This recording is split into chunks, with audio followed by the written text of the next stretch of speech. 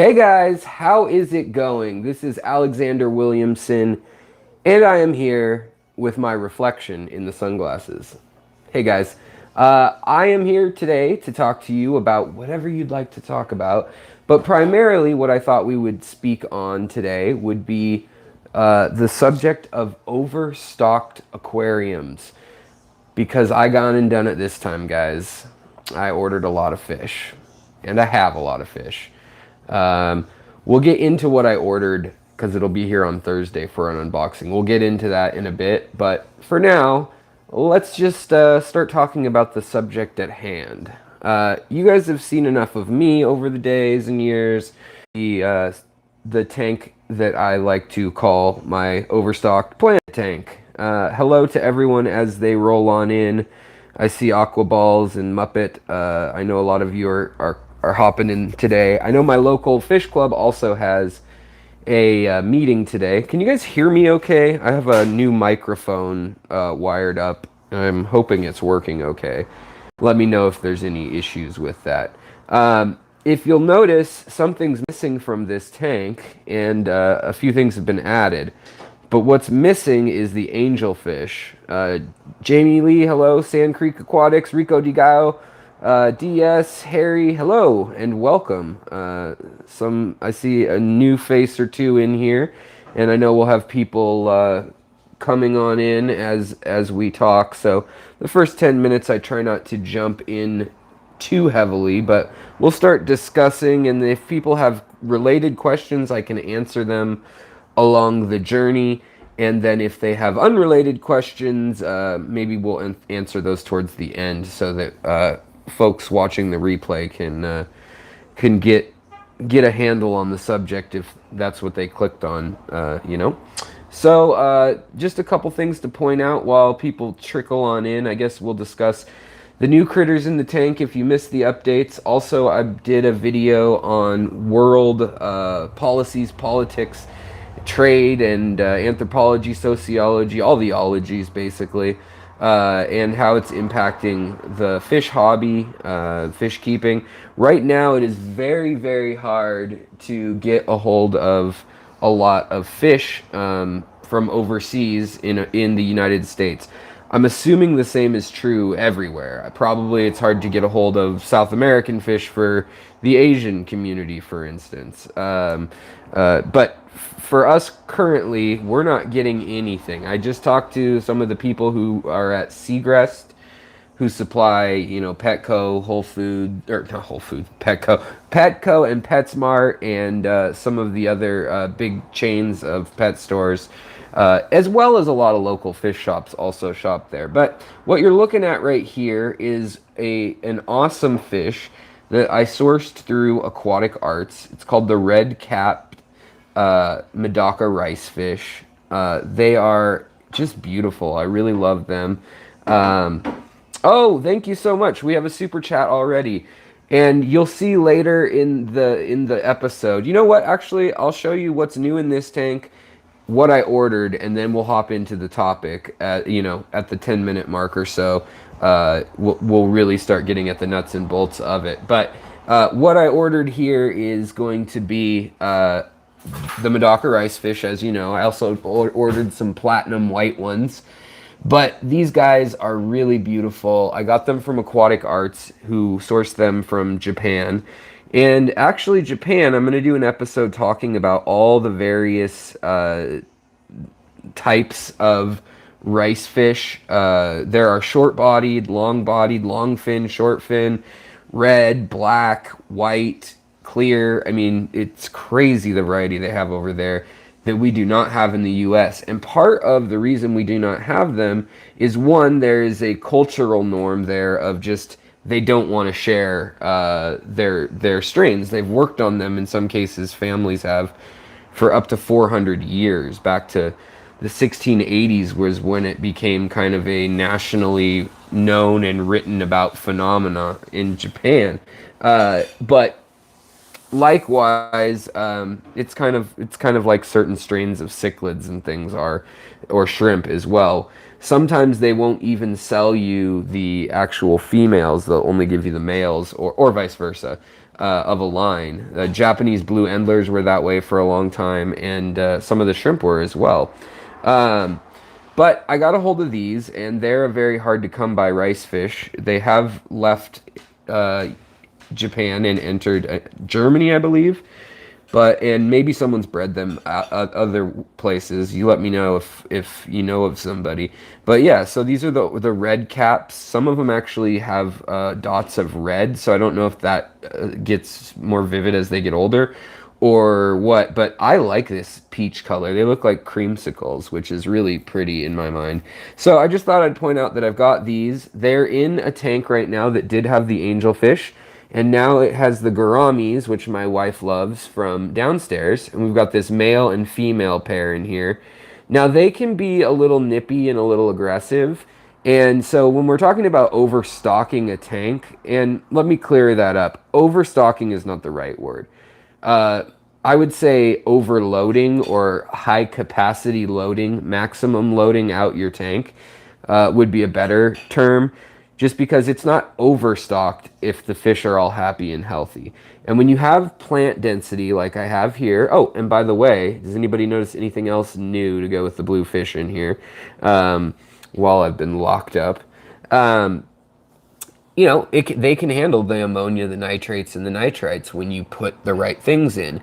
The other thing that's going to be a big factor is going to be the fact that, you know, I had angelfish in here. I had, at one point, 6. And most recently, I had 4 angelfish, 3 of these reticulated algae eaters, and I've swapped them out for 8 Medaka rice fish, 8 Pseudomagil luminatus, which are young. They still have growing to do. Let's see if we can get a side shot of some of them. They're usually very flighty, but I've noticed when you put them in a tank of size, over like a 40-gallon breeder size, that they actually are a lot less skittish. They'll make themselves known much more when they are in a big tank with plants and other fish. It just makes them feel like there's lots going on and they're not the center of attention to get eaten, or they don't really even care about you. The other thing is I have some spawning mops in here. But another thing to mention is that any decor you have in a tank, you need to think of it in 2 ways. So if you have rocks in a tank, yes, it will have bacteria on it that will help you filter your tank. That is biological media, and that's by far the most important form of filtration for your health of your tank. Mechanical filtration is things like nets, sponges, filter floss, filters, screens, and that gets the debris, and it may be the most important thing for how you want your tank to look. That is to get rid of things like little floaties and stuff. You know what's funny too is on the super chat that Alan gave me, I like that he said that it's a good start, but you could use more plants in this tank. Yeah, this tank is pretty close to maxed out on plants, but I've been cutting a lot from it. The CO2's been running at a pretty high rate, actually, about 2 bubbles a second, and then it's right by the outflow. And it kind of makes a trip around, but usually by the evening you'll see pearling going on all the plants. It's just the lights come on a little later. But I added some new plants at that rate, also from Aquatic Arts. The Pseudomagils, also from Aquatic Arts. And as always, there's a link in the description to Aquatic Arts. But the people that I ordered the too many whoopsie-doos fish from are actually the Wet Spot in Portland. I've talked to them, and we're talking about doing some episodes on some care species and some African cichlids. They are the breeders, distributors. They are the source of a lot of cichlids that are not found elsewhere other than the wild, and exporters near the wild where they come from. So it should be a cool opportunity to team up with them in that capacity. I'm still buying the fish for the most part, but they're helping me source things. And if I buy, 3 or 4 species, they might include like a 5th species for free. So I'll try to be transparent about that. They're not paying me anything, but they are a great company. So between Aquatic Arts and the Wet Spot, definitely companies I endorse, and companies that have some fish coming through sourced from the hobby, which is really nice in that, yeah, we're not getting fish from overseas. So maybe everyone's like, well, how could I overstock my tank right now? I can't even find fish. Well, there's a domestic market. And because of that, I think that we will actually start seeing a little bit different variety in the ecosystem that is the fish owner and the fish hobby. It'll be interesting to see what comes up as popular. I also got this gold Nasiha Ovilus plant here, which has variegation, but the variegation kind of goes away as it gets taller. But as it gets taller, it also gets a pink variegation with the green staying. It's not, doesn't show up very well on camera, but it's very nice sherbet colors. So kind of cool. I like that plant. It's a newer plant for me. And obviously live streams are notorious for having terrible color. The closer to authentic, you can see the red, how it looks when I look straight down on it, versus at this angle, it looks almost like a washed out peach or pink.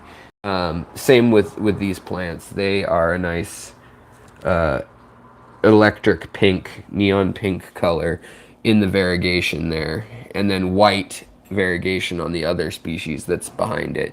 But so we got the new gold Nasiha variegated from Aquatic Arts, and then I also got an Aponigeton hammer plant, which is similar to a Madagascar lace plant. It's a bulb plant, and it looks like someone hammered a piece of sheet metal.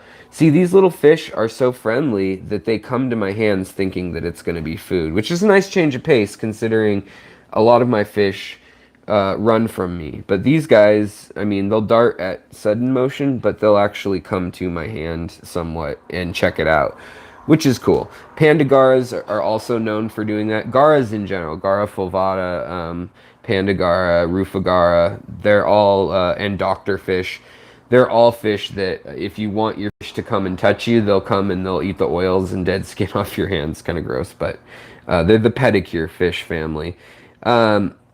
All right, Fancy Tail Aquatics, what's going on?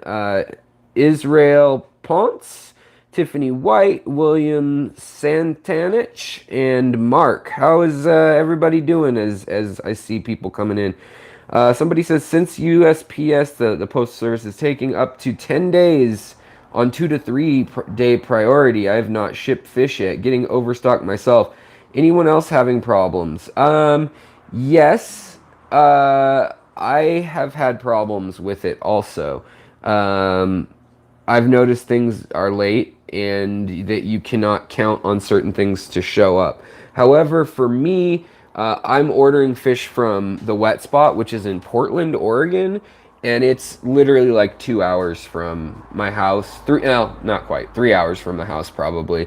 So I'm hoping that if I overnight it, the most it would take is like 2 days. But I agree that there can be issues with that on any given day, especially like if it's from, I have a lot of issues with the Midwest to Seattle. And I've heard people likewise having issues from mid-sized towns. Usually the small towns are better for some reason, but mid-sized towns that aren't a hub out in the middle of the country, making it to the far coasts or to the islands slash, Puerto Rico, Hawaii, so forth. So I'd be careful, but if they have a guarantee on the fish and they felt good about it, then go ahead and order it. Aquatic Arts, I know, has worked pretty hard on it, and they've gotten told certain routes, and they're actually telling people like, hey, this route is taking longer. They are having a big problem, like, this post office distribution hub is having an issue, so we're going to do this, or we'll send it UPS, or we'll send it FedEx. So I don't know, take it with a grain of salt, but if you're the one shipping, definitely look into it and maybe try some small loads before you go into the big loads. The other new plant in here is going to be the Ludwigia Super Red Mini. It's a plant that I love. It grows immersed really beautifully, and I just like it. So, as you know, the angelfish moved out of here, and we took the big body that they have away, which produces biomass. So looking at this tank, the actual tank itself is about 40 gallons, 42 gallons. Under here, we have at least another 5 gallons, and in the line, I have another couple gallons wound up in a coiled line. So we have, give or take, around a 46, 47 gallon system going on here. Ways we can supercharge this. Well, we can supercharge it with plants first and foremost, and I think you can see that I've done that. What's important though is the kind of plants. You don't want to just plant Anubias and Java ferns and crypts or lilies or bulbs or plants like that where they get their energy from rhizomes or from nutrients that's stored as carbohydrates in the body, in their structure of their roots and stem. You want plants that are going to get food from the substrate through roots, but more so from capillary action, capillary action, I suppose, through the absorbing of water and the nutrients inside of it. So, a lot of these plants in here happen to feed off of nutrients in the water. So what's great about that is it's going to eat a lot of the nutrients up that the fish make it, and it becomes waste. So obviously, let's just touch really quickly on the nitrogen cycle. So fish poop. The poop they have has ammonia in it. The ammonia gets absorbed by the plant somewhat as ammonia, but if there were no plants, it would stay as ammonia, and then bacteria would break it down into nitrites, that's ites, and then from there, the nitrites get broken down by another species of bacteria into nitrates. Now, plants can actually eat all three of those things, and that's why you get fertilizers with, ammonia in it when you look at it. That's how people make bombs and things out of, fertilizer, actually. So it's interesting how much potential energy is in those chemicals, to be transferred. The other way plants are getting their energy is going to be through oxygen and CO2 and nitrogen in the air or water. So if we're breathing air, we're not breathing oxygen pure. In fact, it's like 30 or 40% oxygen, depending where you are. The air has a ton of nitrogen in it. It has carbon monoxide, carbon dioxide. It has heavy metals if you're in the city. It has all sorts of things in it. But mostly you're going to get oxygen, nitrogen, and carbon dioxide. And the plants take carbon dioxide predominantly, and they'll take that at night. And they use it in their system. But in the daytime, the photosynthesis takes that and disassembles it. So they literally are sucking up the CO2 or carbon dioxide and carbon monoxide and all the stuff the fish pooped out that you needed surface area that bacteria live on to break down into the ammonia into nitrates and nitrites, which is safe. Nitrates are much safer for fish than nitrites, and nitrites are even safer yet than the ammonia. So in order of danger, it kind of goes ammonia, nitrites, nitrates. And you can have 50, 60, 70, maybe even parts per million, that's in the red on the little test kits, of the nitrates, and your fish can still be doing okay, especially if they've acclimated to that over time. However, you don't want them in that zone. You want them in the 20 or 30 parts per million if they're most tropical fish. There's some tropical fish that need 0, and I mean, a lot of fish will appreciate 0 as just a nice clean, it's like a nice clean refreshing shower for them. So what plants do you want to be using then that will utilize all these things and not create waste? We need to think about that before we talk about overstocking.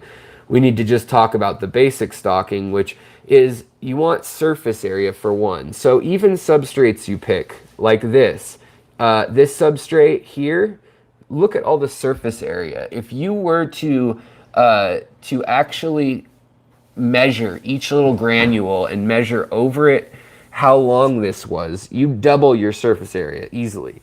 And that is all surface area the bacteria can live on. The same with leaves on plants. So each of these plants can actually have surface area on the top and the bottom on the stem that is used for beneficial bacteria. Oh, and one of my catfish that you guys have never seen, the mustard catfish, is in this little hole right now, and he's usually not hiding in there.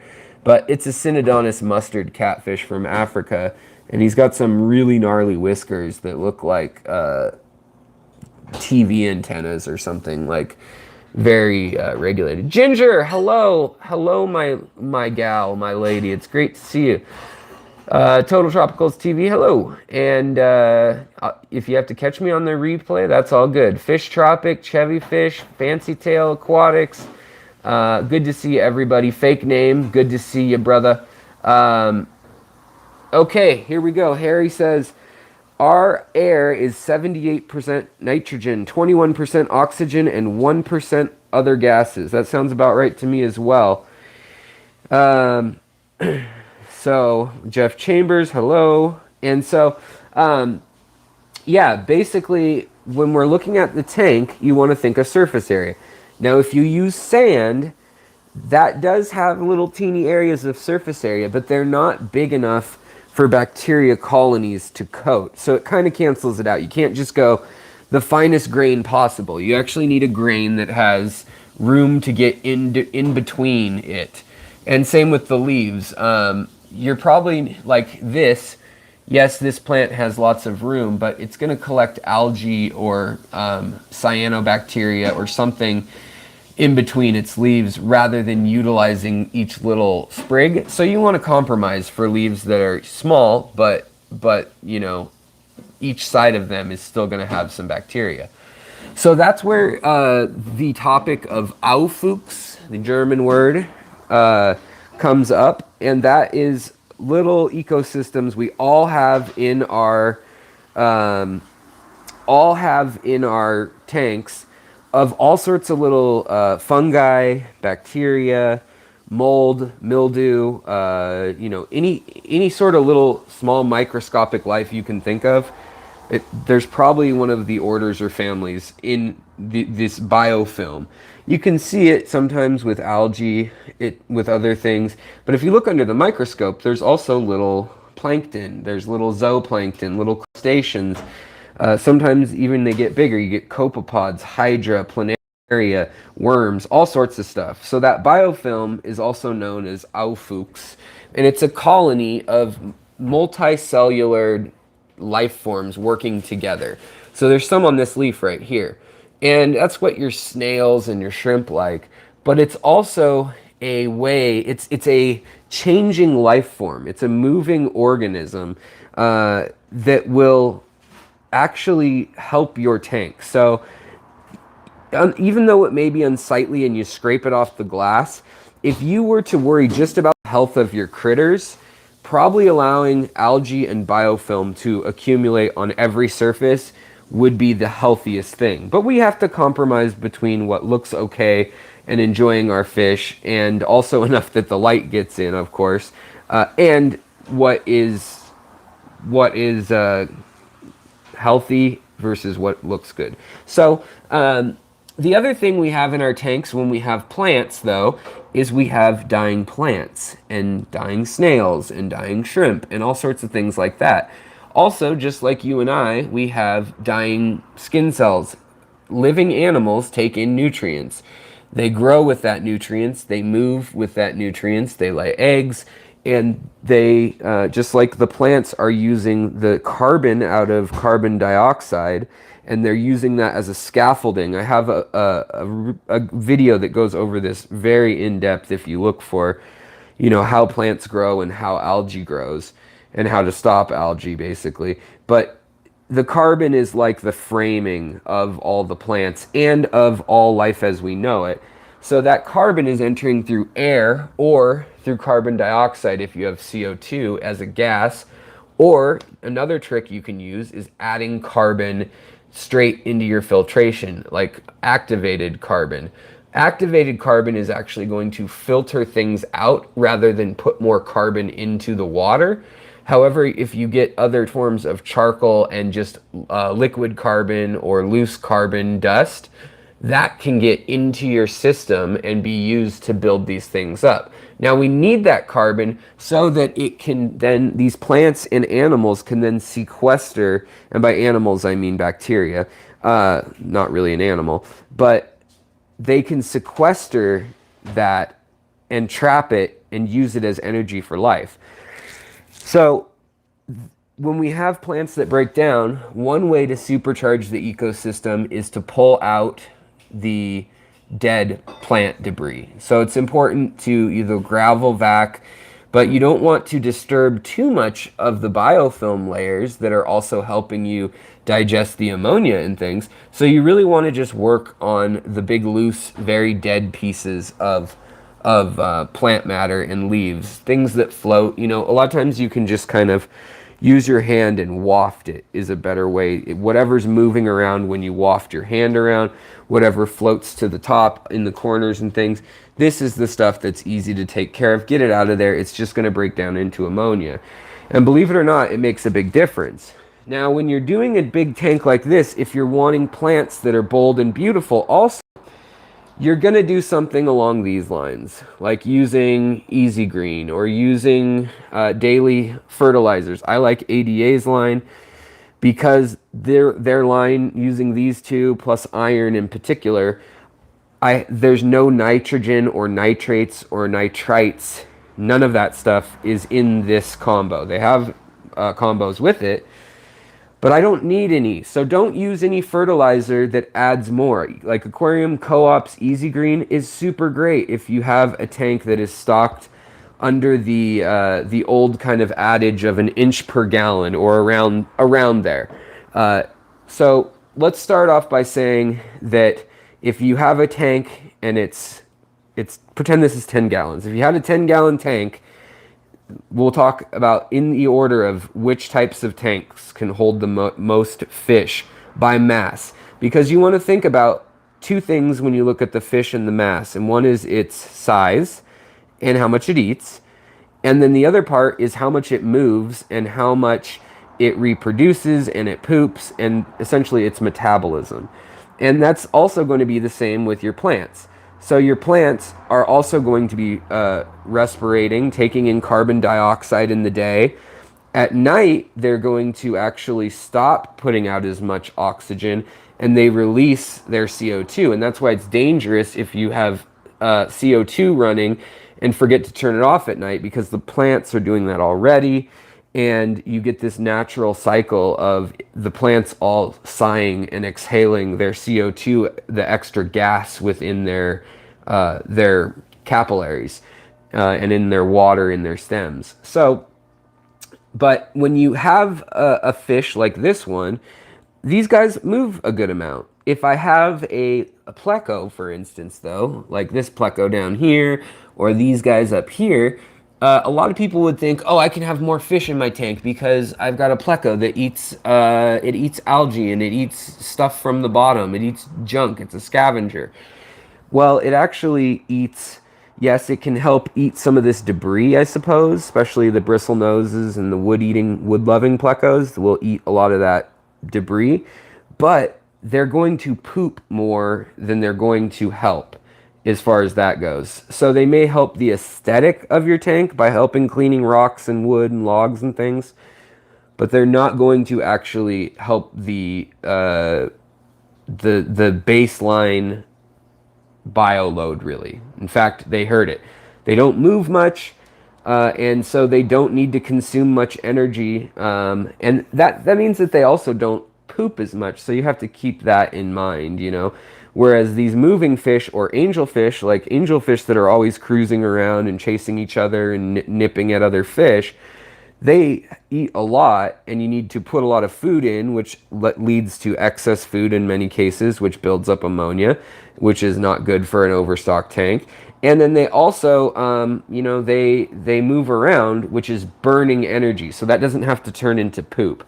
So you want to think, if you have a really active larger fish, then you're probably going to, as long as you don't overfeed it, once you dial that in, it's better to have those active fish, like rainbow fish, for instance, is a whole group of fish, many species, that you probably don't have to worry about. Whereas on average, your catfish, yes, they eat food off the bottom and things, but a lot of species of catfish sleep all day, and then they just kind of slowly cruise throughout the rest of the evening and things.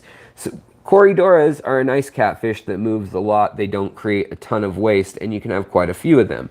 Now, the same is true when we're measuring the inches, like the first part of the equation that I was talking about on fish, which is this fish, yes, it's coming up on 1.5 inches. That's not the same as these gouramis, which are the same length. These gouramis are the same length as my longest Medaka rice fish, but look at how big their body is. Look how it's got some girth to it. It's got some width to it. It's tall compared to these guys, which you can literally see translucent through their body in the back. You know, there's protein in there and stuff, but you don't really have to worry about it that much. So you can put more of them in. Same with these Ember Tetras. These little guys, they have a quick metabolism. They move around, and they're nervous. They're quick little fish. The smaller an organism is, the faster its metabolism is and its heart rate is.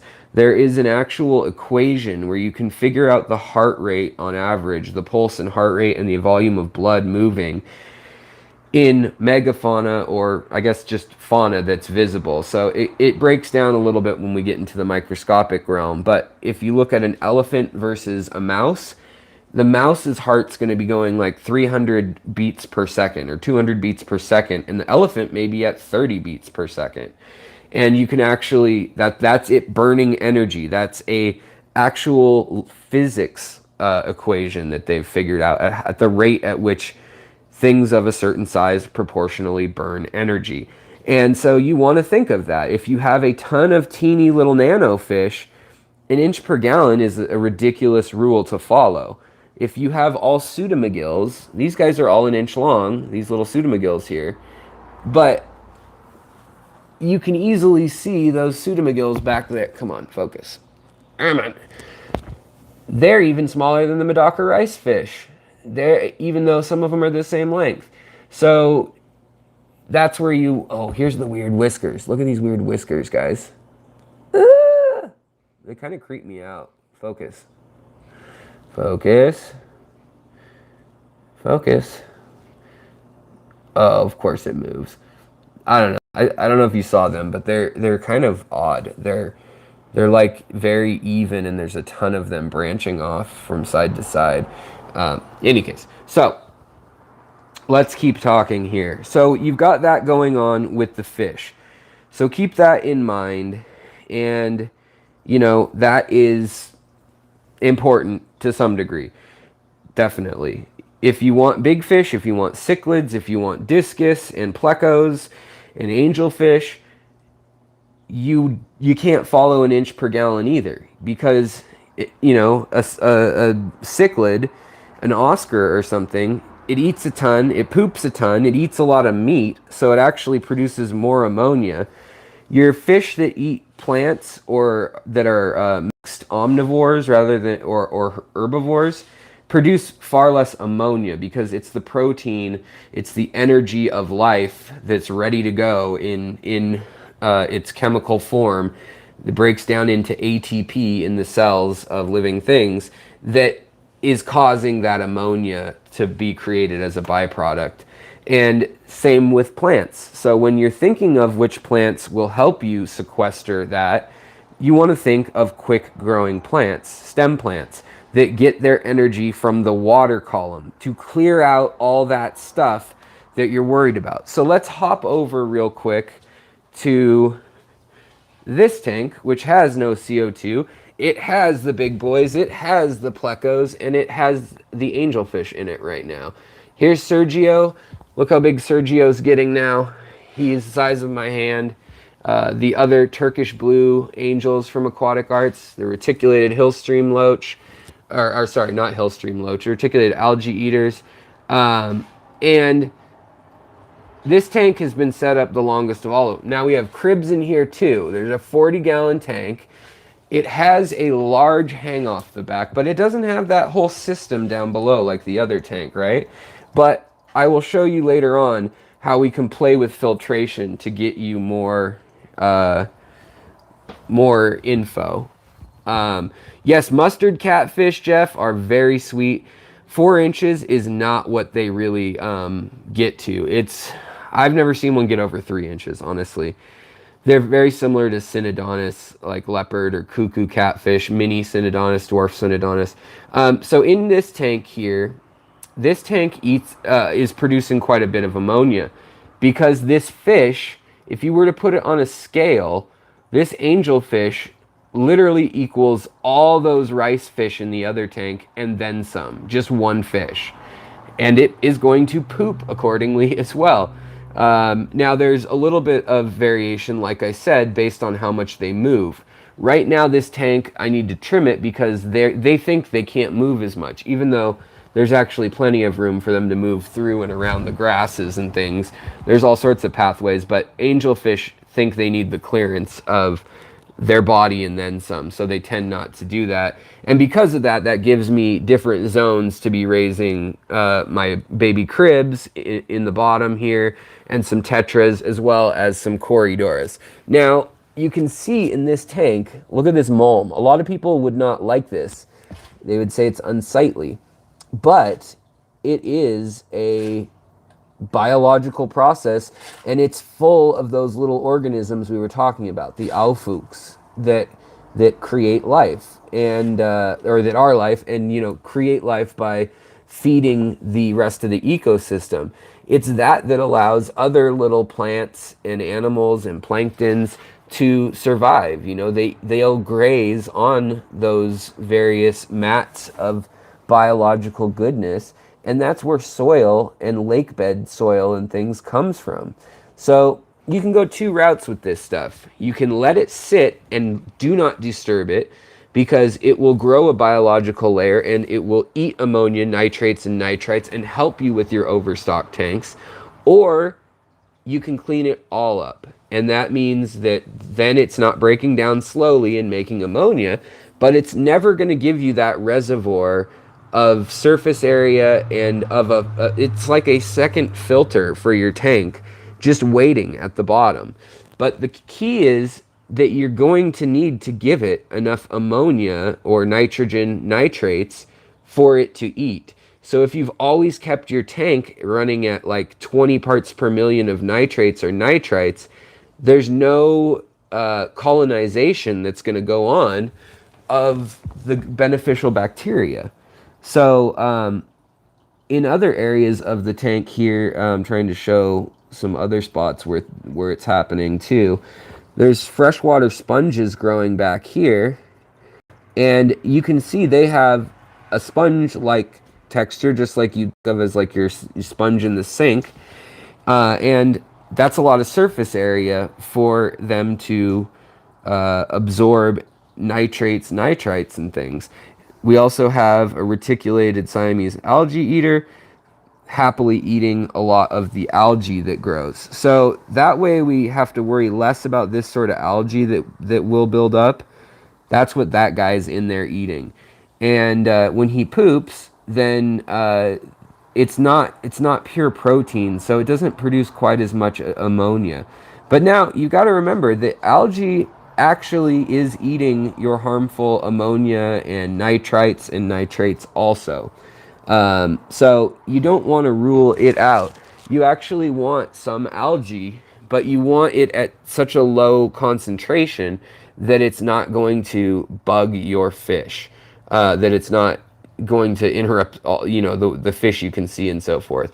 So the next important key that we're going to talk about is the plant's speed of growing, and things like Valsenaria, things like nausea grass or guppy grass, things like Ludwigias, Rotalas, Hygrophilas, or Hygrophilias, however you'd like to say that, things like Bacopa. These are quick growing plants, and what they literally do is they are transferring that ammonia and that nitrogen, that carbon from the CO2 that we talked about earlier. They're using that carbon as a skeleton, and then they're wrapping the skeleton in ammonia, nitrogen, phosphorus, all the things we use to fertilize our fish tanks, and they're building plants. Now, how do we get it out of our system? Well, we just trim it, and then we throw it away. So you can also sequester and store ammonia in an overstock tank in your plants.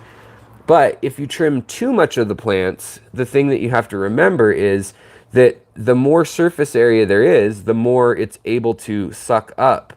And there's a breaking point. So it's a curve, a bell curve of diminishing returns, in that it'll suck in nitrogen, suck in ammonia, and then the plant gets to a certain size where its leaves and things, it can't actually use all that it can suck up. And so it levels out. And that's the same that you would see occur with like a redwood tree or something. There's reasons why trees don't just keep growing 900 feet tall, you know. It has to be able to bring the nutrients and the water and everything up to that level. It has to be able to use it and distribute those goods. Now, other plants that are in here, though, like Anubias, where is the Anubias? Yeah, the Anubias back there, and the Bucephalandra, and the Bulbitis hedulata, mini Bulbitis hedulata. These plants don't grow very quickly. Now, they don't need aqua soil. They don't need as much ammonia or fertilizer in the water. And so we can put them in a low-tech tank without much light. But when you have these fast-growing plants, like this nausea grass, which I grow and I bring into the fish stores, it's also where all the fry hang out, definitely. And the angelfish, yes, can cruise into it if they really want to. They just tend not to do that because... I don't know, psychologically they think it's like immovable. But I'll clean all this out, and I will be cleaning this out tomorrow, and that will take literally a measurable amount, grams of ammonia, maybe ounces of ammonia, and nitrates and nitrogen and carbon, and just waste byproducts that otherwise would need to be done in water changes and filtration. So think about that, and then think about the fact that your plants can only metabolize all that stuff and use it based on how much, as we talked about, obviously the carbon, but how much light they have to do photosynthesis with. So once you've got yourself your plants that are quick growers, you can get things like hornwort, water sprite, wisteria, anything that's not a rhizome plant. Sometimes you can use mosses and things too. They're kind of in the middle. But, sword plants are kind of in the middle also. But really, stem plants and floating plants are what you want for the ones that just suck it up like there's no tomorrow. And if you want them to be colorful, though, like my other tank, you're going to have to put in other vitamins, minerals, and pollutants, really, into the tank. So that's all a fine balance that's for another day. But I wanted to just show you that in this low-tech tank, I let the nitrate sit around 30 parts per million, 40 parts per million, which would be way too high according to some people. But the fish are used to it. The plants suck it up, and I can then change it without worrying. When I do a big water change, I'm not going to shock them too much if it spikes, because it's harder for it to spike up and up and up when it's already at a level like that, because the whole system's churning. Like I said, the biofilms are eating stuff every day. The plants are eating it every day. There's fish that are eating the plants, and snails that are eating the dead pieces of plants, and the biofilm that all are munching on that stuff and getting rid of it every single day. Now, the way that you would have to do it if you had no plants, and this is why plants are so amazing in the hobby. For years when I was younger, I thought that plants were hard, like that having plants was more work than not. And it's just the opposite if you add up all the time that you put in altogether. They are a buffer. They allow you to keep your tank both the acidity and the so the pH and the, which is the acidity or the basicness of your tank, and the parts per million of ammonia, CO2, all those things. They will help suck it up. They'll help keep an equilibrium because they like an equilibrium. So they create that environment for themselves as well. And the light is one of the factors on how much they can do that. So you want to give them a good light. If you have an overstocked tank, you want to have a good amount of light. And if you start growing a ton of algae, then you'll know that something's out of whack. You don't have enough carbon or something like that. Now, I did something to do a little experiment earlier, and we might have to walk over here to see it. But this was before and after the water change of my big tank. And after I added fertilizers with nitrogen and everything, like Aquarium Co-op's Easy Green. So before it was yellow, earlier in the day, just chilling, doing its thing. I added all of those fertilizers, which if my tank did not process them, that would be dangerous for the fish over time. You know, that's pushing like 60 parts per million. It's orangish to red. And it's not quite magenta like the danger zone ones, but it's not nothing. Like this one is probably under 10 or under 5 parts per million. I know it's kind of hard to tell on camera, but it's the pale yellow that it was when I used the reagent. This was literally from using that fertilizer, and that's how much my plants are eating in the day. But if you have that equation off, then you're going to have an overlap, and this will start building up. And the only way to get that out is either more plants and more filter surface area or more water changes. And I don't like water changes. I don't know about you guys, but I don't like water changes. And, you know, I tested this bowl recently, which is a little, I thought it was 2.5. It's apparently 3-gallon bowl. And the last thing that you're going to want to think about when you're thinking about plants, rocks, surface area, and how to overstock your tank is, and this is all just the non-mechanical parts. This is the biological parts. The last thing, or the thing you're going to want to think about is that, yes, this tank holds 46 gallons in its whole ecosystem, but how much is taken up by rocks? So maybe you only have 35 gallons of aquarium, you know, with all of the hardscape. So you have to factor that in and think about that, or you're going to shoot yourself in the foot and think you have 40 inches of fish to play with when you really only have 35. And that's all playing with whatever you, and as you keep fish longer, or as you know people in the hobby, they'll be able to tell you, like, guppies poop a lot, they eat a lot, plecos poop a lot, they eat a lot, Oscars, you know, they do that too. Whereas tetras, you could put 1,000 tetras in this tank, and if you do weekly water changes at 40%, with this plant load, I bet you could keep 1,000 neon tetras in here. Probably.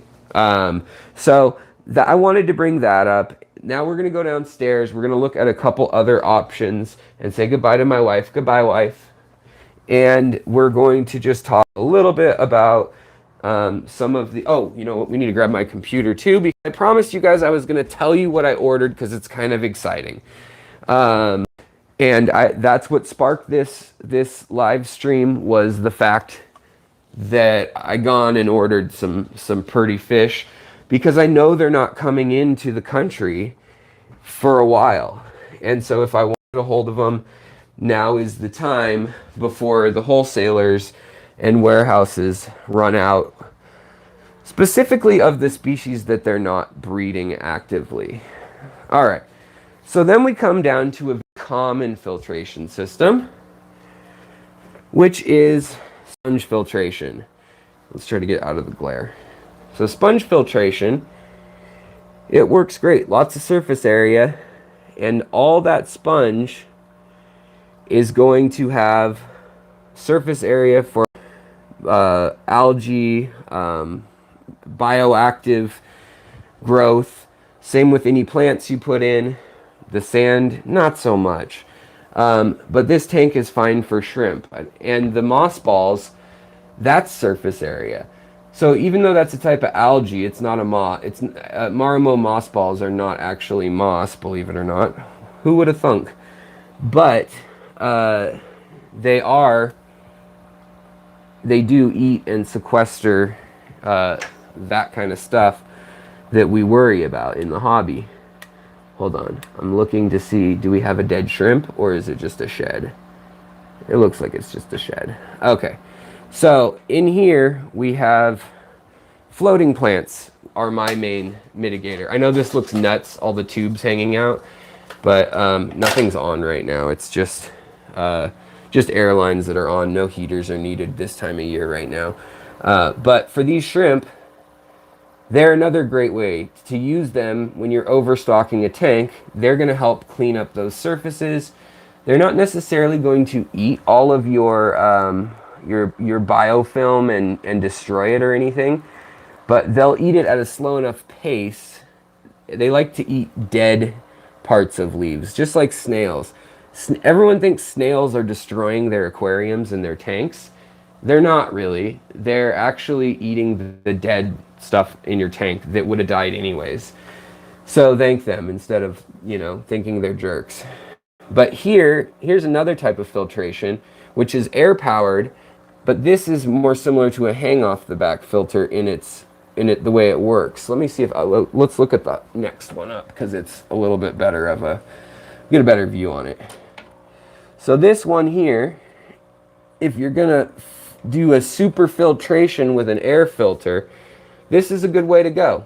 So you have down here, see all that mulm and junk? This is probably ready to be cleaned, but whenever you clean a filter stack, I'll leave one stack dirty and one stack clean. And that way you're not tossing out the whole ability that you've built yourself in buffering the water. You need something to keep breaking down the algae and the ammonia and the nasties. Also, mechanical filtration. This is why I like the hang off the backs and the canister filters. You see this? I either need to let this break down and just become a layer of mulm that I don't bug because it will have energy in it kind of trapped, and if you disturb it, it can release that energy into the ecosystem. But in the wild, that's what the bottom of the lake looks like. It's mucky, gooey stuff, and it's alive with life. And that's what the snails and the shrimp in this tank pick through and eat. So I do still have, lots of shrimp and snails in this tank. They kind of are more visible at night. But in this filter, it's really the main source of cleaning this tank other than water changes. So this, not the best tank for overstocking. This, you want to keep closer to 1 inch per gallon in theory, somewhere around there. But yet again, look at the females versus males. A female endler or guppy, look at that body. I mean, she's going to have 30 babies soon. They're massive. Compared to the full-grown males, they're teeny. Most of them is flashy fins. So, keep that in mind too, that if you're going to have mostly, or rasboras, I could have 50 rasboras in this tank and it wouldn't be considered overstock. Bettas, they're another good one that doesn't make much waste because they don't do much. They just kind of sit around, they kind of cruise around, and that one's pooping right now. And they just kind of chill. They're kind of like house cats or something, They kind of just find a place to relax and then hang out there, and then they go and eat somewhere else.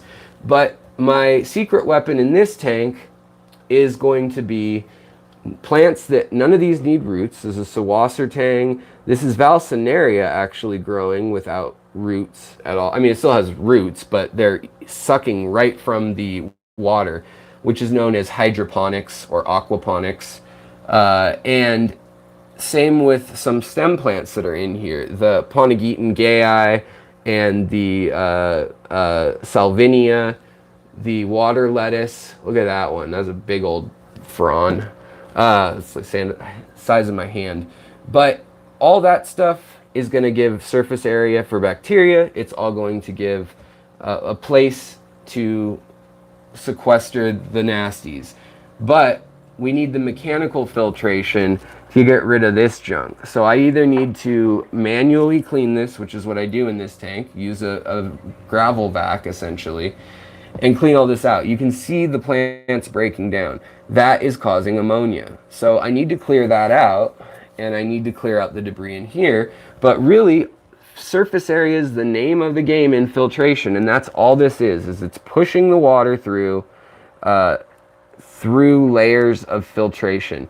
And the mechanical filtration comes by having a very tight-knit layer of sponge that's very, very fine. So it goes from gravel that's not fine, these floaty chunks are getting through, and they all get stuck right here before this sponge, and then the itsy bitsy teeny weeny stuff, so only like plankton and little single cell organisms and things are making it through that. The rest are getting stuck in here. So that's when you need to clean your filters. But it can get expensive if you're running a heavy load. So we got water changes, we've got literally removing plants so their biomass is gone and taking with it the ammonia that it took and the carbon that it took to grow that plant. That is a surefire way to get rid of the ammonia in a sense, in the long-term sense. But like I said, they also provide surface area, so you have to weigh that out. Same with porous woods. With porous woods, it's going to be a surface area, but you need water moving across that as well. So that's where flow comes in. So flow is another essential when we're talking about overstocking a tank, is flow. You want to allow flow and oxygenation for the fish. So fish that have too much ammonia in the water, they also can get burns on their gills from the ammonia, and they can also get pH burns from the acidity and things. And so that's when you want to oxygenate the water. It helps them breathe. Fish can breathe much better in cooler water that is oxygenated than warm water that is stagnant. So if you run your tanks at 74 degrees, it depends on the species. If you have discus, don't do that. If you have guppies and CPDs, this tank can run at 60, this could run at 68 degrees probably, this tank here, and everyone would be fine. We've got Medaka rice fish, platinums, and then we've got blues, and then we've also got some guppies, some Phoenix rasboras, and some erythromicron or emerald dwarf rasboras and their fry in here. So that's the deal. Now this tank, I don't gravel vac because there's enough surface area with the rocks and things. It's not a flat glass bottom. And I do allow some of the biofilm to grow because it feeds my fry. My little teeny fish, they eat the stuff that's in there. They eat, and you can see there's shrimp and things that are constantly cleaning and eating. And I want that source there in case I need it. And that's when I'll leave things like an extra sponge in a tank, or even when I have a hang off the back filter. Another way to supercharge it is to add another sponge on the intake or to place moss around the intake. This tank is totally, even though it has a hang off the back filter, this one is really relying on, because it has puffers in it and it has peacock gudgeons, sorry about the algae here, but it has peacock gudgeons, puffers, and bettas, all of which who hunt snails, and these snails create massive amounts of ammonia when they get killed. They're a big waste when they get killed. They crack their shell, and a lot of times they can't eat, or they don't eat the big part of the muscle that they can't chew, and they leave it, and you end up with a very ammonia spike. So if you were to throw 10 snails in, they're going to produce a lot of ammonia if they all get killed and start breaking down. And that's where this comes in. So every few days I literally can take a scoop of the water lettuce out and I'll put it in a bucket and I'll take it outside and put it in the garden. And this water, also when I do water changes, is great for the garden, especially if you think it has too much ammonia because of the way you're overstocking.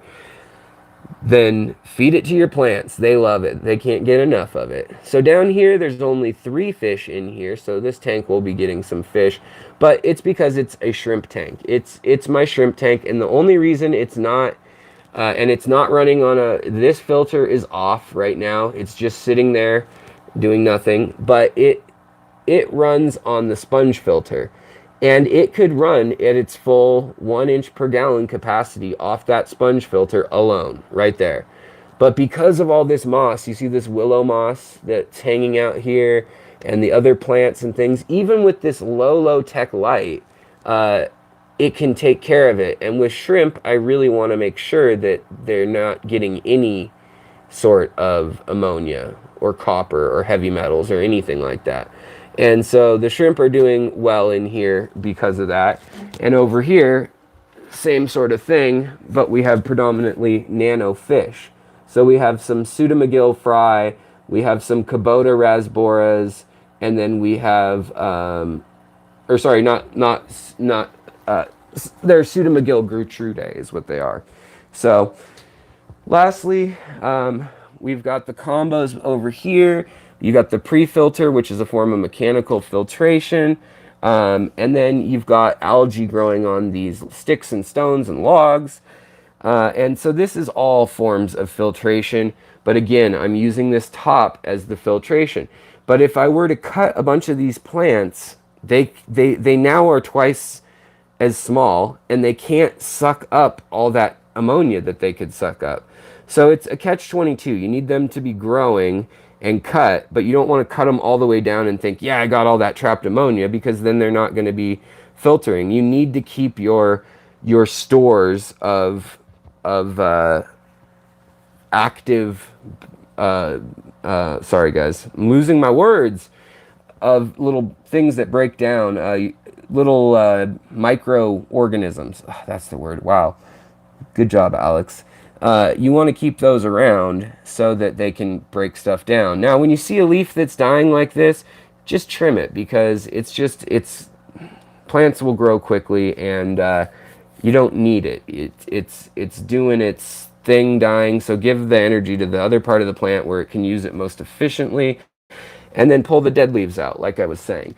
Also, we're getting extra bacteria on the slime that's gross up there. A lot of people clean slime all the time. They're obsessed with cleaning slime. They don't want to see any slime. They don't want to see any stuff growing. They don't want plants growing out of their filters. Well, you can put plants in your filters. I'm sure most of you know this, but you can actually supercharge your tank. Another little cheat code is put some pothos or a peace lily or bamboo, whatever you like. Put that in the back of your filter and smoke it. No, sorry guys, I have a bunch of stuff my friend's moving in here right now, and so I have to kind of scoot this. I have a flat screen TV that's still in a box. I kind of just want to keep it in here. But, so this tank, very overcrowded. It's the last example of the night, and then I'll tell you what I bought. If you stuck around this long, yeah. Let's see, yeah. Hello, everybody who's joining the chat now as well. What light is on my water lettuce? It doesn't really matter with water lettuce. Even a little bit of light will help it grow. This is a Fluval planted 3.0. It puts out a lot of light. Now that being said, you have to also decide how much light's going to sneak through the cracks and still grow the plants. And you need that answer to be a good amount, really. Or there's no point in having plants underneath.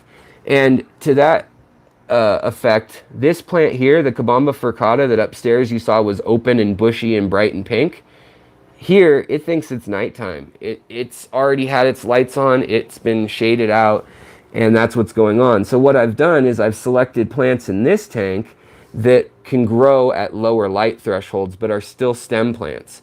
So we've got things like moss, we've got things like kabamba, we've got things like hygrophilia, blue hygrophilia, blue, the blue hygrophilia is great stuff. Also, polysperma, or, a lot of the invasive hygrophilas, the elodias, the parrot's feathers, the stuff that's illegal and grows in lakes, milfoil and things, myriophyllums, they grow so fast because they're sucking up all those nitrates. And a lot of times in areas near farms or agricultures or in the city where people have gardens, they're using fertilizers and nitrogen and nitrates and ammonia, and that seeps into the water line, the water table. And that's, hey, look, we got a little crib that appeared here somehow. Must have been an egg somewhere. But you get that creeping into the system, and it then causes these blooms of either algae, or if you have enough plants to prevent the algae, then you get this going on. So in this tank, these guys, they move a lot, they poop a lot, they eat a lot of protein, same with the danios, same with the larger size tetras. But there is so much water lettuce, and there are 2 hang off the back filters, both supercharged with extra floss and layered. I have a video on how you can supercharge your filters. We've got an angelfish from, this is the little guy that used to be upstairs, now in here, believe it or not, back here. Oh, they have eggs. How cute. They laid them on the heater. Not a good spot to lay eggs. But these tendrils also provide surface area, places for fry and so forth. And so this tank is another kind of breeding tank. But like I said, it's got lower light plants, and the floating plants are the main way I get rid of the nitrates, the nitrogen, and all that jazz. And all that jazz. Okay, I'll shut up. Over here, I have a problem with one of my Myanmar. These guys don't have a Latin name yet, but these are a species of batis. These are a tiger batis of sorts. And this poor little girl has some sort of wasting disease or a tapeworm or something like that. She's from the wild. She's been with the others, so I'm going to treat them all with Pancure and levamisole at the same time. So in any case, we've got some Ludwigias growing in here, some Rotalas growing in here, Ludwigia arcuata. What else is a low light plant that's nice, that sucks? Really, I like the Hygrophilas a lot. I like water sprite. I like wisteria. I like parrot's feather. That's another good one. I like hornwort. Hornwort's great. And then naja grass. So all those are good ones. They don't always look as pretty, but I think this still has a nice organic nature tone. And I'm sticking to it. So let's take a look here real quick at the fish that I ordered. Guys, I gone and done it. And then we can answer questions. I know that we kind of talked about a lot in kind of a hurry in this, but I hope it's helping you guys think of creative ways where you can use all these biological processes and techniques to kind of work together and really supercharge your tank. I mean, this tank here, we got another cichlid, a red point Honduran cichlid. He matches my fingernails. Thanks, wifey.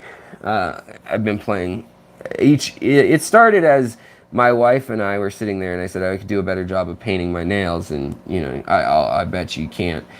Well, she won the bet because I sat there and painted my fingernails, of course.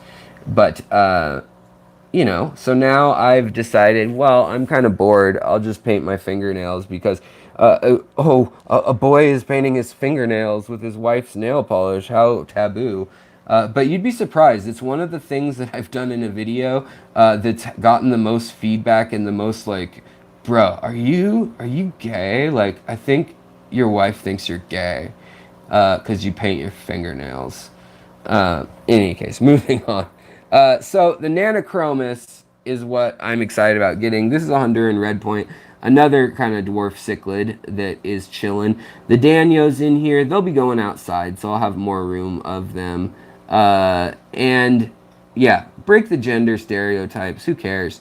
Wear eyeliner, wear a dress, be like Perry Farrell, or everyone in Shakespeare's plays, or all the founding fathers and judges who wore wigs and dresses. I mean, makeup was for men predominantly in Egypt. It's silly that it's all just, it changes over time.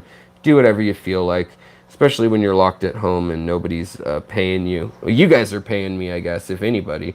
Other than that, I'm just sitting here spending money. Well, and selling fish and plants. I suppose that helps. So I ordered this. This guy, oh, I'm so happy that they had him. This is a Chromis consortus. This is a male here. And I got a male and a female, hopefully, from the Wet Spot. Oh, Ian Atkins, the Wet Spot is your local fish store. You're a jerk. I just want you to know that, because they're still doing curbside pickup. You can still order stuff from their website. But they do ship online, and they have, like, usually somewhere between 500 and 1,000 species. Not joking.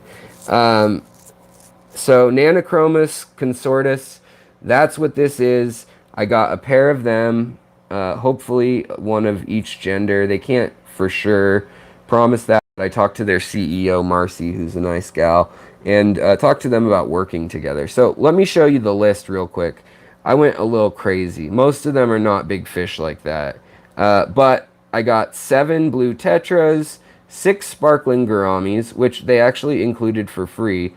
You had to order 6 to get them. 7 jelly bean tetras, and then 6 clown killies, 10 ruby tetras, 6 dwarf cories, that's the Coryhebrosis, 8 glow light tetras, they have an orange line. I'll show you these fish. 7 Arawak rummy nose rasboras. These are the orange rummy nose rasboras, silver body. 8 dwarf pencilfish, the Nanochromis consortus, hopefully male and female. And then I got some red neon rasboras that I've never seen for sale in the States. So I've seen Rachel O'Leary do an episode on them. But here, let me show you what they look like. Red rasbora. They're kind of like chili rasboras. But the thing I want you guys to realize about these 50 fish that I ordered is that they are teeny tiny. I mean, little fish. And I have 12 tanks to spread them out among. So right here we have the red line rasboras. They're very small. They're like 1/2 or 3/4 of an inch to an inch. So we'll be getting those. We'll also be getting the red, and these all come Thursday, so I'll do an unboxing and we'll look at them. But a red line, or no, actually it's just a glow light tetra, sorry, glow light. These guys were just so cheap that I thought, why not? I like the glow light rasboras more, honestly. They're very pretty.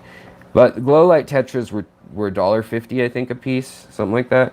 And they have this nice stripe with the little red fin. So they may go in here because of these guys. They school well with them, and I'd be trimming things back and moving the Danios outside. So that would make way for them. Now, rummy nose rasboras are really exciting as well. And all these little fish I want to spawn. That's why I ordered them. So I want to put them in community tanks, and then I want to move them over to the other tanks, the shrimp tanks, put them in a pen or a hang off the side with an air stone in them with the adults, moss at the bottom. You've seen my videos on that. Or another breeding box. Up there I've got Scarlet Batis breeding. In here, after we treat this little quarantine tub, we'll have the red and black tiger guys going in there. What type of racks do I use? This is from Home Depot. Oh, that's tannins, and that's vinegar eels, by the way. Sadly, not Dr. Pepper. These racks are from Home Depot. It was $54. And it was the high on sale. It was normally $99.99, but it was the high weight. It's guaranteed to hold 350 pounds on each level. Oh, lights just turned off. Sorry, guys. on each level, and so it is. Also, I've got Medaka rice fish in the buckets over there. So I have in this container here eggs from Medaka rice fish that I'm pulling off those mops in all the tanks. I have a great regulator for CO2 aqua balls. Check out my the one that I'm using upstairs. It's not the best if you have over 40 gallons, but 40 gallons or under, it's incredible. It's the Fluval regulator that just comes with the Fluval Nano kits.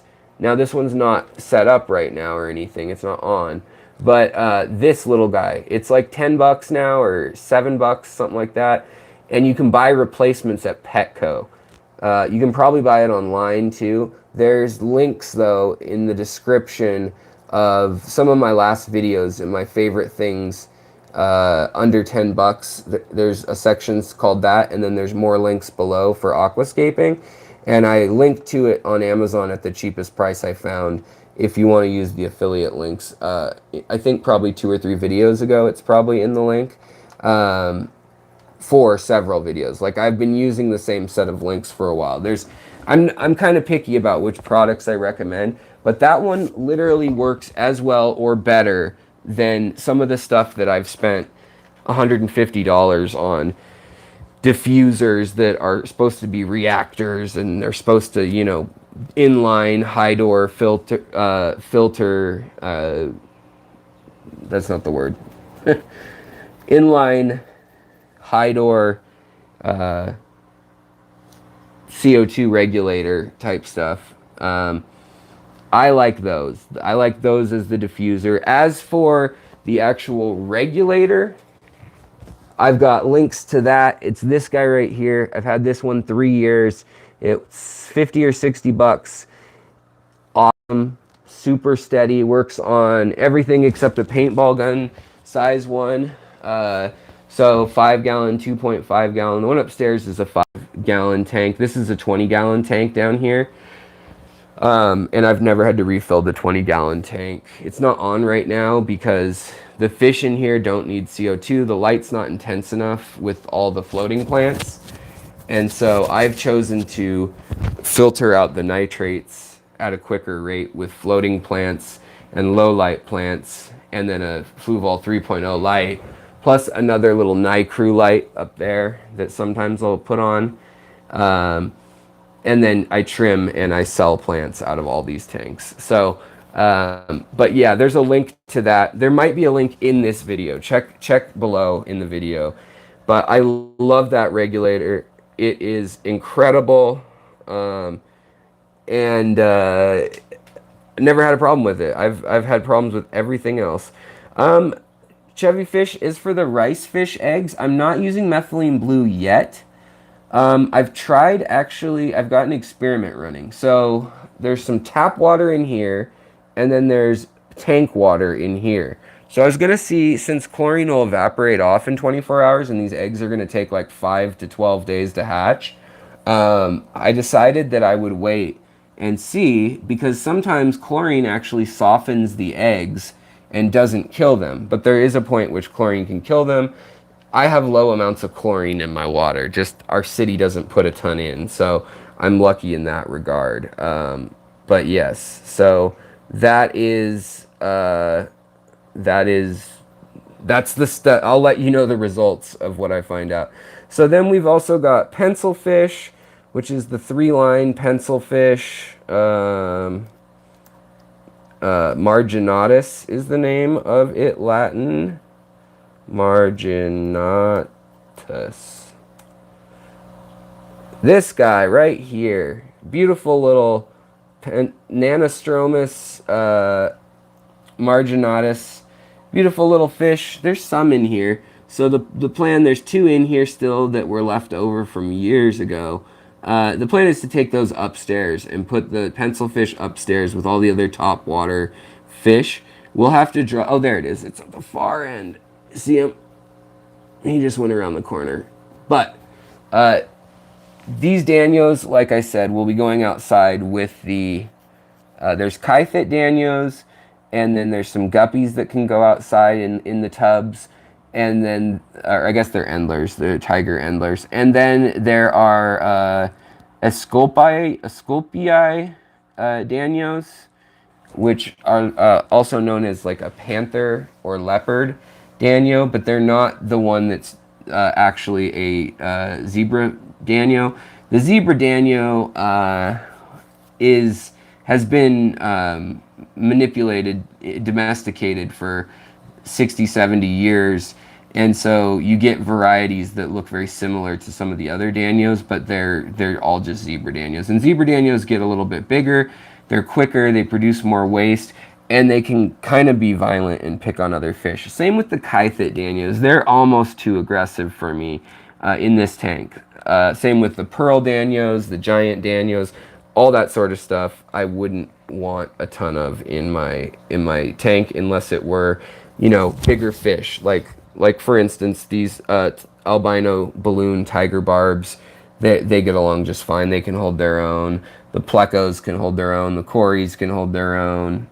But like things like erythromicron or pseudomagills, they would not do well with them. There is one of my last two marginatus pencil fish. These puppies are probably going to die of old age any day now. They're like 4 years old or something maybe. So let's see here. I wish I had the red or purple pencil fish. I mean, they're insane. The coral pencil fish somebody mentioned, they're beautiful. I love them. But they're $14 instead of, what did it come out to? I mean, their prices are crazy good. What did it come out? Dwarf pencil fish, $3 a piece. I mean, I can't argue with that. They're like $8 at my local fish stores, if they even have them. And they're wild too, which is nice. So here you can see wild. My red neon rasboras are going to be wild, and that makes such a huge difference in color sometimes. Neon red rasbora. I want to make sure I was showing you guys the right rasbora, because there are like 30 red rasboras. Yeah, so here's the red rasbora. These are the other rasboras. These are all axelrodi. They're called sundadanio. There's the word right there. Sundadanio. Axelrodis. And there is the blue kind, the red kind, the just sundadanio kind, and then there is the green kind. I was looking for these two very hard, but nobody's been able to import them lately because I spawned these a while back, if you recall, in the tanks down there. And I was able to spawn them as, and they're literally like around this size. They're one of the smallest fish in the hobby.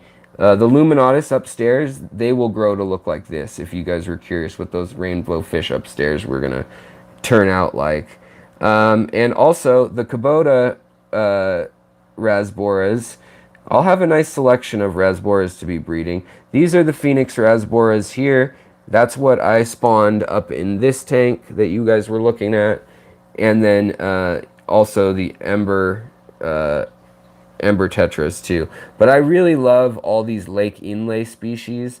They're very, very teeny. And right here, speak of the devil, this is the rummy nose, orange rummy nose rasbora. Beautiful fish, much bigger than the other rasboras. It's like the size of a scissor tail rasbora. This is another one that I love, the Celestial Pearl Danio, but it's actually a little cyprinid.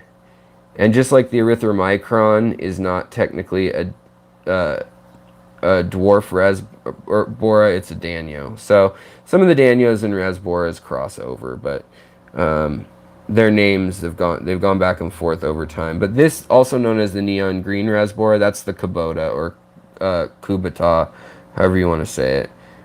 So I'll have those, and then we're gonna get sparkling gouramis, which are great for eating planaria. That's why I wanted them. I like what it guesses. So these little sparkling gouramis, these guys are very teeny. So they'll need to stay in a smaller tank. As much as I'd like to have them in a big number doing something, they're little micro predators. They can live with my sunfish, actually. And these guys are able to breathe air at the top of the water. So they can live in those little fish bowls and do okay. So we'll see. They have a labyrinth organ. They're related to like licorice gouramis and other fish like that. Oh, that poor fish. Okay, so last few things that I got. The jelly bean tetra. Love that. These guys can look really lame or they can look really beautiful. In an aquascape, they look really beautiful. They look like this, you know, with natural colors that are on the darker spectrum. If we threw them in here and then got a good light on them, they look like that. Now, they can get lost if they're stressed or if the ammonia is too high. If you're overstocking, they'll look washed out like this with just the orange. So that's where I say save them for your aquascape tank or a tank that's not heavily stocked. Some of the delicate fish, because they will look washed out like that. But when you get them wild and they're not tank bred, they really do have some beautiful colors. Same with like the scarlet Myanmar. Ooh, I was like, what is that fish? But it's got some sort of growth on it. Gross. Okay. So then the next one that we were looking at is going to be the ruby tetra, which is similar to, this is another favorite of mine because this one is an indicator for if you're overstocked. So ruby tetras will look clear to pink if they're unhappy, like this. That's an unhappy. These are unhappy ruby tetras right here. Happy ruby tetras will be like a blood red, beautiful color, especially if you're giving them a good diet. And they have these beautiful little blue fins, and they move very odd. They move forward, forward, forward, like they're doing the robot or something. But they will tell me right around 30 parts per million of ammonia, they start to look, or not ammonia, everything would be dead at that point. No, of nitrates, when those start to go up and when the nitrates hit 25 to 35 parts per million, they will show me in their body color that something's not right. And then I know for sure to do a change, which is really nice. So we already looked at the rummy nose, we looked at the dwarf pencilfish, and we looked at the neon red resbora. We're going to look at the clown killie and the blue tetra. So there are a lot of blue tetras, as you know, but K. borki is the abbreviation. Let's see here. K. borki tetra is Colombian Amazonian critters. These are really pretty. These are not the cochuse tetra. Not to be confused with the cochuse. The cochuse are very, very, very similar. But these ones come from Colombia, and they have this beautiful turquoise kind of color to them. And I found them at the wet spot in person when I drove down to Portland. Here you go. Now you see a lot of the other blue tetras, they'll either have a black line down their body or a diamond here. And that's one easy way to spot them. These have the body more of an Ember Tetra in shape or a reed tetra. That's a reed tetra right there. But they're great schoolers, and I really want to try spawning them because they just have this beautiful stuff, you know? Yeah. Raphael Reyes. Oh, are you guys talking about something on your own? Because, let's see here. Rasboras, water parameters, neon green. I actually keep, blah, blah, blah. Sorry, guys, I'm just reading back over. Oh, okay, CO2. Yeah, someone. It's not me. I was like, I don't have too much CO2. There's no CO2 in this tank. Well, there is, but it's from the air. So yeah, I'm excited to try to breed these guys. They're nano fish. They're a small fish. They don't get over an inch. None of these fish that well, that's not true. Um, the pencil fish will get it over an inch. The rummy nose rasboras will get over an inch, and the glow light tetra will get a tad over an inch. But other than that, the other guys won't. So now the clown killies are awesome. If you guys haven't seen these, they used to be called rocket killies in the hobby, and I don't know why they changed the name. It's dumb. They look just like a rocket taking off. It looks like a rocket with a little flame. And these guys are adorable. I'm just praying that they'll send me some females too. We'll see. The females don't have much color going on back here. They've got a little bit of color in their pectoral fins, but they're more washed out, more of a gray and white, kind of like that body there. There's a female right there. But they'll have a little bit of blue right here on their pectoral fins. And they're killifish. They're from Liberia, and they live in mud puddles, and they hang out pretty much exclusively right at the top of the tank. So you could literally spawn these and the sparkling gouramis, which hang out at the bottom of the tank. You could spawn them. Oh, there's a beautiful pair together right there. You could spawn them and they would be fine. Also, I've got the sunfish upstairs, you know. So the killifish would be another choice. Could go with them. Now, most of these little fish, they will eat baby shrimp, but they're not going to, like, destroy them, which is nice. For laughs, just because y'all may not know, Corydora habrosus, one of my favorite. I don't know why I don't have any right now. I guess, I mean, I know why. I sold them all, but I was trading around a lot of fish. You may notice, like, where'd your German rams go? Where'd your this or that go? Well, I buy and sell and trade and move things around so that I can greedily play with whatever I want to play with. That's how I end up with one neon green Tetra, is because I couldn't catch it apparently. And like 2 weeks after I thought I sold the whole school, there's that one. But these are Corydora habrosus, very, very small. You can see a lot of places online have out of sale or out of stock, eBay too, you know, on a lot of species of fish. These are ones I've had good luck spawning in captivity. Here's someone who clearly also has.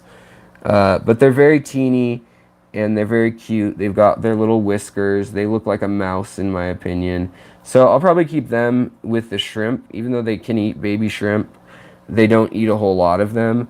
And I think it will be fun to try to get them to spawn again. You can get them to spawn by doing just massive cold water changes, which drop the TDS quite a bit and everything. So that's what's rolling into town starting on Thursday. So I need to, you know, do some water changes, toss out some water lilies, or not water lilies, water lettuce, and maybe trade some more fish.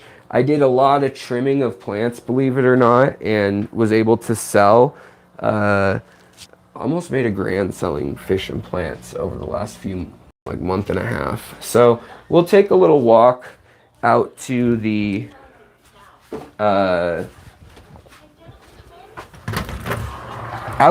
fish. Oh, it's raining again. Gosh dang it. Oh, that's nice. This massive wind came into town and was like knocking everything over today. It was 85 yesterday, and now it is... where do I sell my plants? Locally, usually. I don't like dealing with the internet or with shipping a whole lot. That's, I don't know. It's a pain in my craw. But I will ship plants once in a while. I'll ship rare plants. If somebody wants something like Logonandra Boldeye Silver, or you know, Alan gave me a cutting of that, or Pink, I need to send him a cutting of that. That's the kind of stuff that, like, you know, it's going to be $60 for a plant, you know, a big size plant or something. I paid 120 for it at an auction or something. That's when, okay, I'll definitely ship. But I like to do grab bags around here. I'll do like 25 species. I have about 180 give or take species of plants, and about 10 I can identify. No, I'm just kidding. I can identify all but about probably 15. And the reason I can't identify the 15 really is that they're in low light tanks, and they're like Rotalas or Ludwigias that only have a feature showing under high CO2, high light, and they don't show off without it. Like knowing the difference between a red Downoi and a normal green Pogo Stem and Hellfry Downoi, which just means Morning Star. So yeah, oh, Ian Atkins, I just got me Bullseye Green from the wet spot. I'm looking pink next, and you're the only person that has it semi-close to me. Yeah, I have European pink, which came from Crystal Castleman, I believe. Was that the one from Crystal Castleman? So I have 3 Logging Under Me Bulldays. One came from Han Tran from Han Aquatics, which has kind of settled down on business lately. He can't import a whole lot, which is rough. And he doesn't have a whole lot of nursery space. But he was able to hook me up at his cost with importing some. So I think I got it for 50 or 60. But at ADA, it was going at the, or AGA, the Aquatic Gardeners Association auction. Alan Bauer and I were like there, and we were like, well, we got to get that, or we got to get the Iguazu or swords and stuff like that. And some of that stuff was going for like $100 to $200. Very rare plants, but the pink European variety that I have is very nice. The red European variety is very nice. It's not the same that's in the tissue cultures from like 123 Grow type stuff, or Dennerle, or ADA has tissue cultures. The stuff I have is all very, very metallic. It looks more metallic than Bucephalandra. You'll have to look at some pictures of it, Ian, and hit me up. I can probably get you at least. I've got a bronze one that's new. I've got the silver powder, and then I've got European pink, American or UK pink.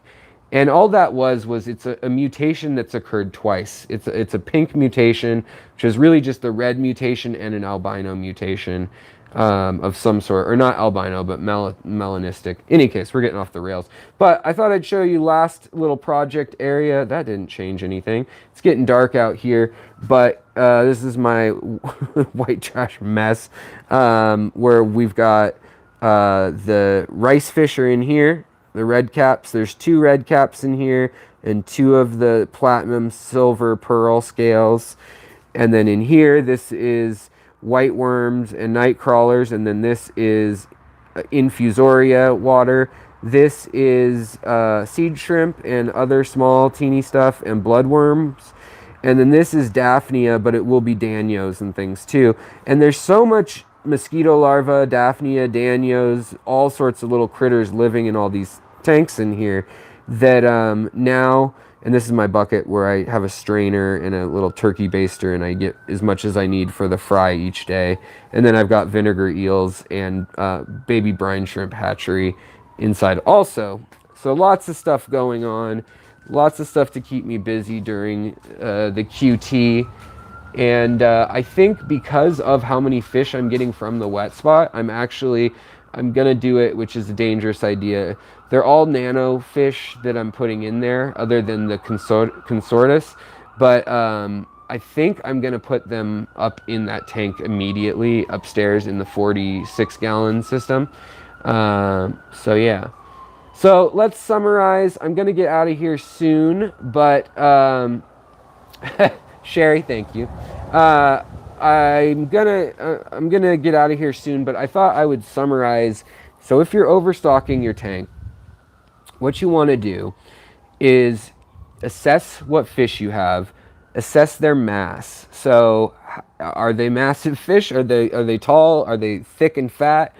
Or are they skinny minis? And ignore the inch per gallon thing if they fall into the very skinny small or the very large category. If they're the size of a guppy or a molly or not a pregnant one, just a normal one, or you know, a candy cane tetra or something like that, then yes, I have a few wild bettas.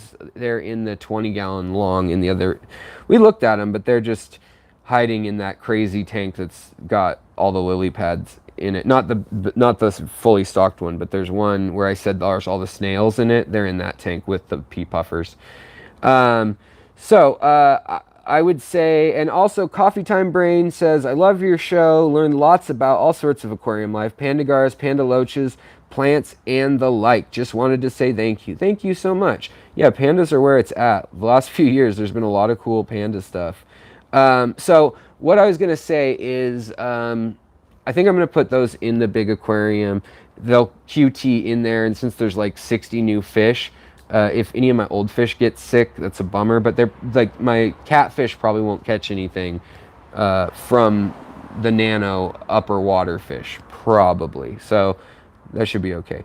But and by the way, Harry, I try to live stream once, if not twice a week, and I try to do it either Tuesday or Wednesday, or Friday or Saturday. That's kind of like one or the other, but it's usually Wednesdays and Saturdays or Wednesdays and Sundays. And one is usually very structured, kind of like this. This isn't totally structured, but it's about a topic. And the other one is more of just, hey guys, what's going on? What are your questions? Maybe somebody wrote me during the week and they had a really good point, and I didn't make a whole video on it, but I just want to address things and talk a little bit more with you guys. And it's usually, 50 to 100 of us watching live.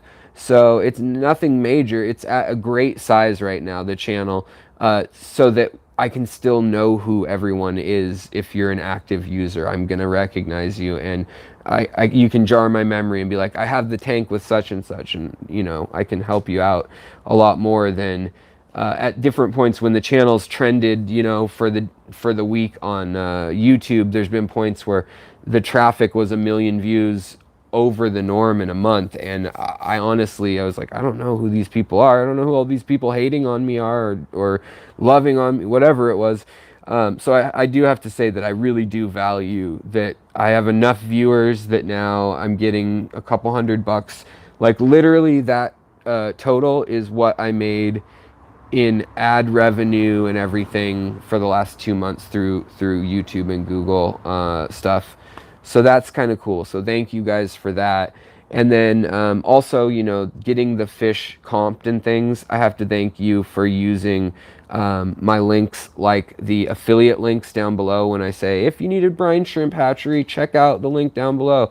If you're looking for a light or aqua soil or whatever it may be, when you use the links, I get like 1% of the profit from that. I think 1 to 4%, it depends. Actually, it's 0.5% to 4%.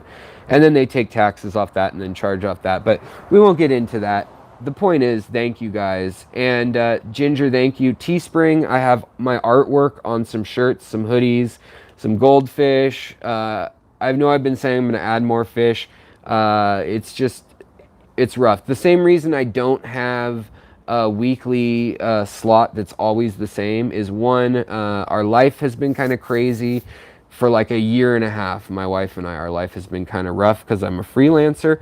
And then also the other thing is that I have lupus, and before that I had gotten hit by lightning. So I have spine injuries and some brain injuries. So I always take a nap before my live streams so that I feel recharged and so that I can be mentally as prepared as I can be. Otherwise, I just sit there spinning my wheels, not remembering how to say certain words and things. It's like it takes me a while to recharge several times throughout the day. I don't sleep all through the night. I sleep in chunks. In any case, let's finish off this super chat, or this super chat, not a super chat, but this normal chat. Let's finish off this live chat, this fish casting.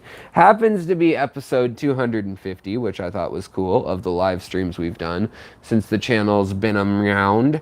And if you figure that that's once or twice a week, I guess, that averages out to somewhere between 2 and 4 years. So yeah. Also, Patreon, thank you, Ginger. That is the biggest help right now. is either when someone just PayPals me at Alexander J. Williamson, or Venmo at Alex dash Williamson dash, the dash, not the lower dash or whatever. But if people want to do that, they can. That supports, I pay $200 for the for utilities for running a fish room like this in Seattle.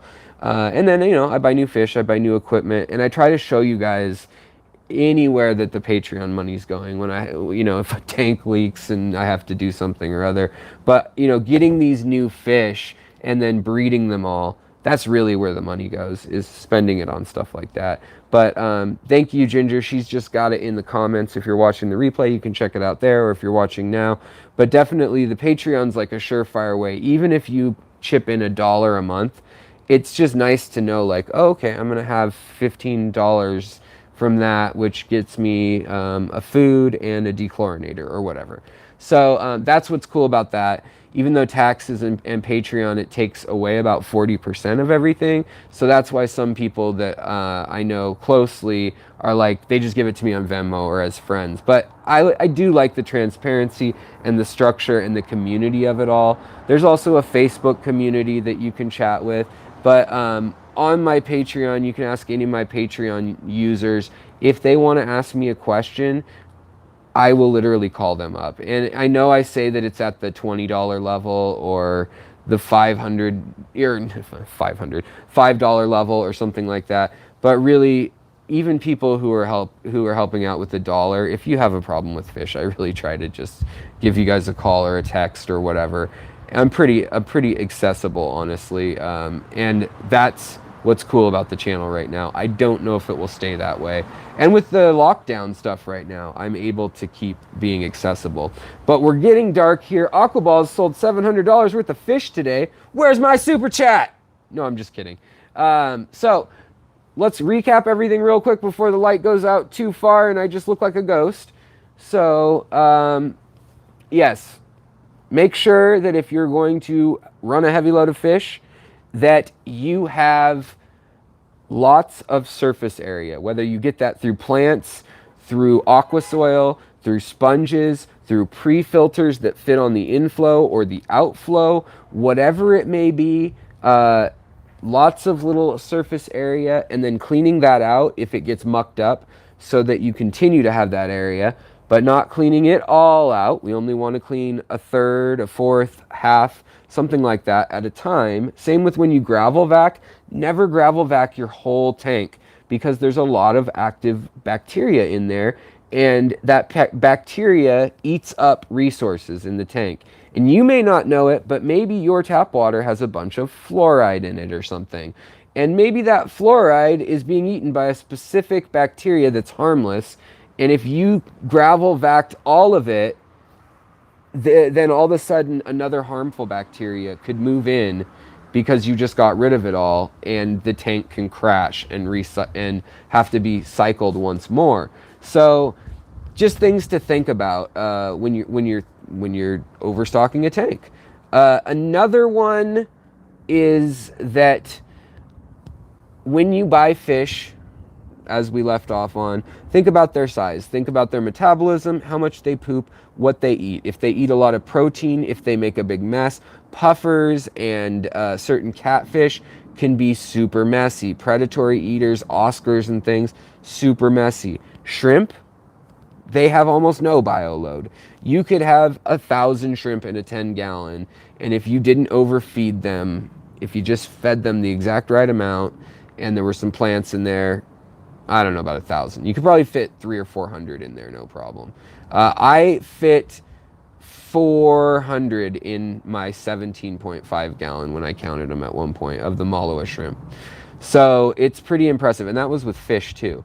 They were just, the entire bottom of the tank was covered at one point. And that's how I made the majority of the $1,000 was $3 or $4 a piece for those.